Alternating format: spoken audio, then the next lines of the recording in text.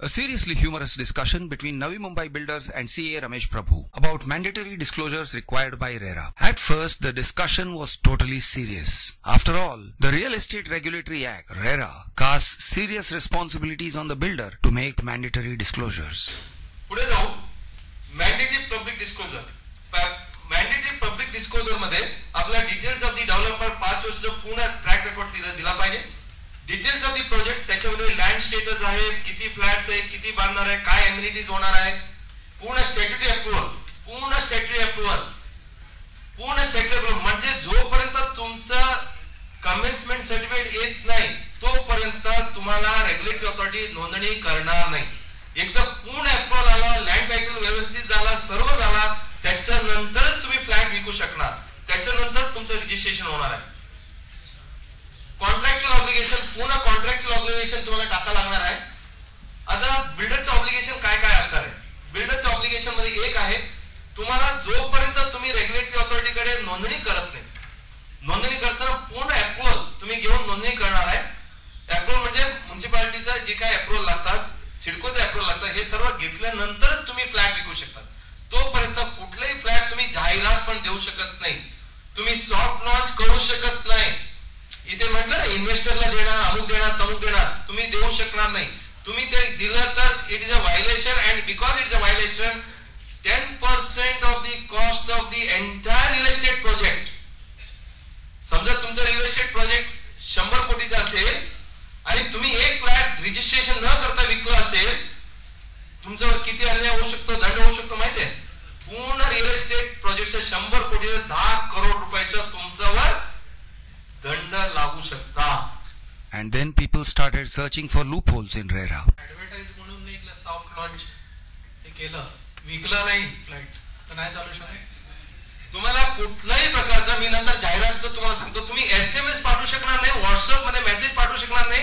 मी तर एवढं म्हणणार आहे, तुम्ही फोन करून फोन मध्ये पण तुम्ही सांगू शकणार नाही की अरे ते समोरचं रेकॉर्ड केलं नाही, तुम्ही विका ना, विका. तुम्ही कधी विकू शकता? पूर्ण प्रोजेक्टचा अप्रूव्हल आल्यानंतर, आणि जोपर्यंत real estate regulatory authority signal देत नाही. RERA compliance before collecting funds from the real estate market is like compliance with SEBI requirements before public issue of shares, debentures, etc. तुम्हाला आता मी उदाहरण म्हणून सांगतो. फॉर एक्झाम्पल, तुम्ही सेबीचा IPO ऐकलेला आहे, इनिशियल पब्लिक ऑफर.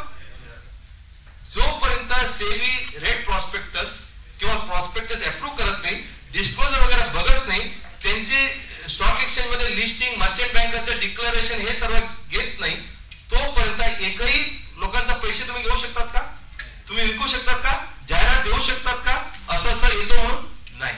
तोपर्यंत जोपर्यंत तुमचं सेबी अप्रूव्हल देत नाही तोपर्यंत तुम्ही कुठलेही पैसे उचलू शकत नाही. त्याच पद्धतीने इथे सुद्धा जोपर्यंत तुमचं project approval real estate regulatory authority करत नाही तोपर्यंत तुम्ही कुठलाही सॉफ्ट लॉन्च, कुठलाही जाहिरात काही देऊ शकत नाही. Loopholes for raising money from the real estate market are not viable in the long run, CA Ramesh Prabhu warned. नंतर तुम्ही नातेवाईकमध्ये इकडे तिकडे तुमचा दोस्त मध्ये तुम्ही इनडायरेक्टली डायरेक्टली पार्टनर बनवून घेणार, त्याला शेअर होल्डर करणार, तुला डायरेक्टर करणार, त्याच्यातून शेअर कॅपिटल म्हणून घेणार. हे परवड किती काढणार?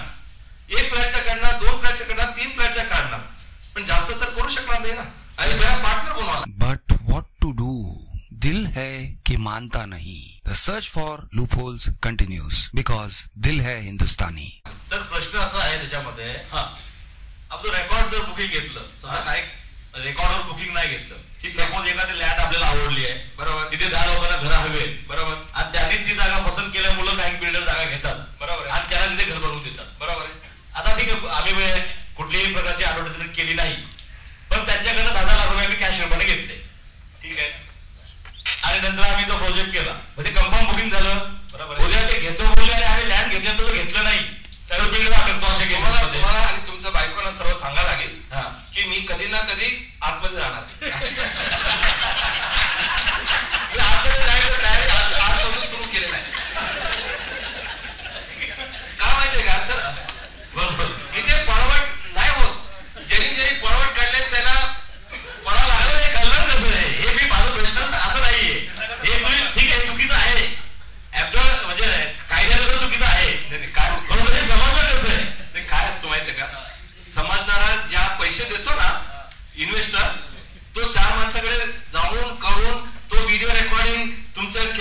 रेकॉर्डिंग, अमुक रेकॉर्डिंग, तमुक रेकॉर्डिंग सर्व केलेला असतो.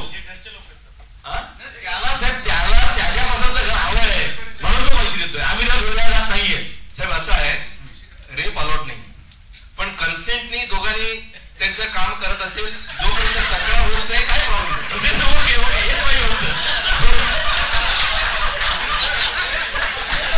आता तुम्ही असा प्रश्न मला विचारला, मी उत्तर असं देणार की नाही देणार.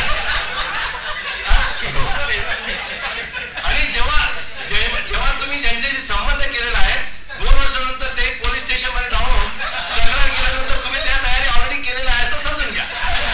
How to regularize mistakes made in the past? There are some remedies, says CA Ramesh. जर काही लोकांनी सॉफ्ट लॉन्चिंग मध्ये बरेच प्रोजेक्ट विकलेले आहेत आणि अजून काही काम चालू केलं त्यांच्याबद्दल काय?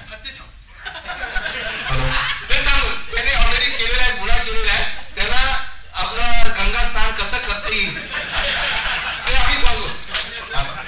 सॉफ्ट लॉक म्हणजे समजा आम्ही फ्रेंडली लोन दाखवले हो, on official it is not flat booking. Okay, friendly loans आम्ही घेऊ शकतो. ऍब्सोल्युटली काही प्रॉब्लेम नाहीये. फ्रेंडली लोन घेतलं तर एक तर तुम्हाला आता इन्कम टॅक्स मध्ये काय झालं तुम्हाला माहिती आहे. 2 लाखापर्यंत पैसे तुम्ही कॅश मध्ये घेऊ शकत नाही, तुम्ही देऊ शकत नाही, बरोबर आहे. आता फ्रेंडली लोन म्हटलं तर ते ज्यांच्याकडून तुम्ही लोन घेणार आहे त्याच्याकडे मनी लँडिंग लायसन्स आहे का ते बघायला लागेल. ठीक आहे. आता फ्रेंडली लोन म्हणजे नोकरा आहे, बायको आहे किंवा घरचा मेंबर्स आहेत त्यांच्याकडून तुम्ही समजा पैसे घेतला काही हरकत नाही, तुम्ही त्यांना पार्टनर बनवून घ्या. हे लूपहोल वगैरे तुम्ही मला व्हिडिओ रेकॉर्डिंग मध्ये विचारू नका.